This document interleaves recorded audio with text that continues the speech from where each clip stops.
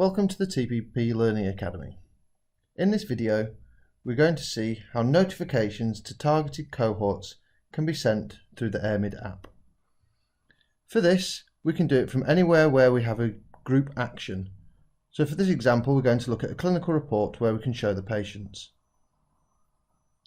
Highlighting the patients you wish to send it to, right-clicking and using actions, you will find there is an option to send patient app notification.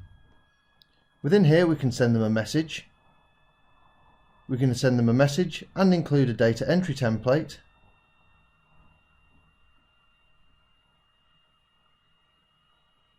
Or a message with a URL. Once entered all the information, clicking OK will send this to the patients that you have selected in the list.